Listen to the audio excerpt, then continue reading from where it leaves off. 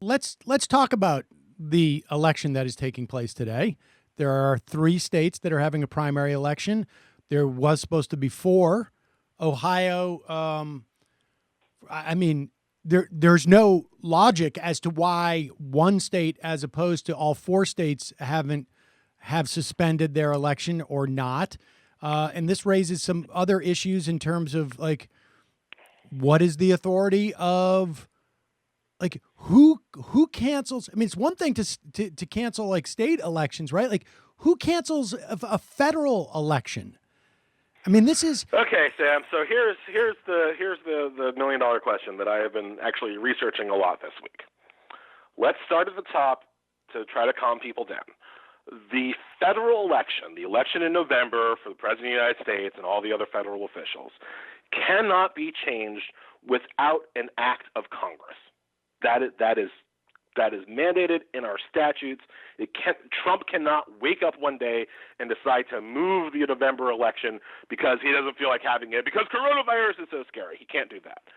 Now, what he might be able to do is to exercise his emergency powers under the National Emergency Act, which he did not use this week. Last week, I just have a piece up on The Nation about this actually right now. Last week, he didn't use the National Emergencies Act to declare a state of emergency. He used something called the Stafford Act to declare a state of emergency, which is fundamentally much weaker and really just about disaster relief and fine. The National Emergencies Act is the one that he used to steal money to build his wall, right? And it's that act that has truly kind of contemplates truly tyrannical powers.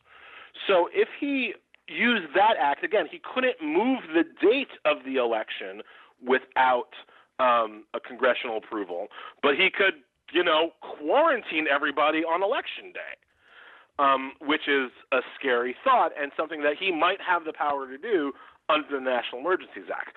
But here's the fun part. On the new president has to start on January 20th, 2021. Period. That is constitutionally mandated. We will have a new administration on 1/2021, regardless, right? So, like, that constitutional mandate itself suggests that we must have an election sometime between November and January, no matter what Trump wants to do, no matter what the NEA wants to do, no matter anything, because we have to have a new certified administration take over on 1/2021 via the Constitution. And now, Sam, the thing that I am most afraid about is actually not Trump doing something shady. It is the Republican state governors doing something shady as the coronavirus pandemic, should that still be an issue, as it very well might be as we come into November. Because what the state governors can do, and it would be super shady, but I don't see legally how to stop them. Let's say you're Rick DeSantis, Republican governor of Florida. Let's say you got coronavirus all over Florida, right? It's election day. It can't be moved. You have no authority to move election day or close down the polls. What you can do is put Miami-Dade County under lockdown. You can quarantine them because coronavirus is so bad everybody has to stay at home. Or you can greatly restrict the amount of time they have to vote. There's a curfew. Everybody has to be done voting by 4 o'clock. But you can do that in Miami-Dade County, but you don't have to do that in the Panhandle. Right. Tallahassee, you can vote for as much as you want.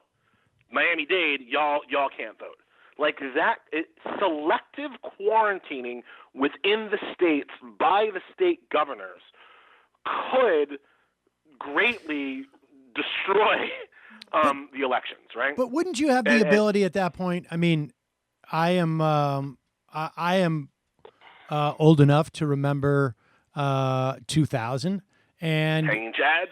And now I know that they said that this was not going to apply to other elections, and despite that fact that that court case has been cited multiple times since then, but it seems to me that you would have an equal protection argument, right, for those folks in whatever county was shut down because I don't have a vote,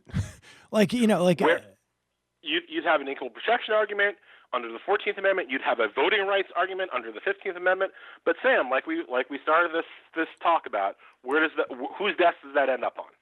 Right. That ends up on John Roberts' desk. That's what happened in Florida. You start out at state law, and you can litigate it through. If DeSantis did something like that, you would start the lawsuits in Florida state court. You would appeal it all the way up to the Florida Supreme Court.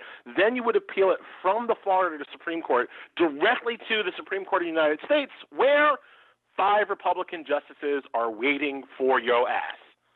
And based on the Bush v. Gore precedent, why would you have any confidence? How can one have any confidence that the 5 conservative justices will do anything other than find a way to make sure that Donald Trump still gets to be president? I have none. I have no confidence in that. None. Zero. I mean, I guess it depends on, maybe if, one of them feels personally wronged by him in some fashion. I don't know how that would be, but something like that. But yes, that's a scary scenario. Well, let me ask you this lastly. What could I, if I was a voter, let's say I was a 65-year-old voter in Florida, 70-year-old voter, and I say, look, the CDC has said I'm supposed to self-quarantine, that I'm supposed to stay home. Those are the guidelines from the federal government. And it's not statutory. It's not even an order, but nevertheless, like, these are the guidelines, and it inhibits my ability to go vote. There is a roadblock that has been put up for me to vote in the form of a CDC guideline. Can I argue that, like, this primary should not have happened? Well, again, let's break that out. The primary process is kind of completely different than the federal election process, because the primary process is basically controlled by the state parties, right? Do you have an argument in Ohio if let's say DeWine had made you vote, had made the elections go forward, right? Would a 65-year-old person have an argument in Ohio against DeWine for forcing them to vote? Well, probably, but it would also. But I think they would have an argument, but they would lose it, I believe, because I believe what a court would say is that, well, you could have voted absentee. You knew this was coming. You had time, and as long as the states can show that they made absentee balloting kind of available, the states would probably win that. Now, that also, like, I think should alert us to the second issue and the second preparedness issue that we should be thinking about for November. We need to massively upswing our ability to get out absentee and vote by mail ballots, right? Absolutely. Like it is likely that is how a lot of people are going, more than ever before, are going to have to vote in this coming election. So for the primary season, I think you would have an argument if the state did not make absentee ballots available. But as long as they made them available, but just super difficult to get, the states would probably be fine in court. We don't want to see those arguments in November. We don't want to see because again, thinking through all the ways Republican governors might try to steal this election for Trump, we don't want to be in a situation where Republican governors are making this kind of selective absentee balloting, right? Making it easy for you to get an absentee ballot if you're in a nursing home in Palm Beach, but hard for you to get an absentee ballot if you're in a 4-4 walk-up in Broward County. Like, those are the kinds of, like, on-the-ground real issues that people need to be prepared for, because by the time you're fighting it out in court, it's kind of too late. The elections happen.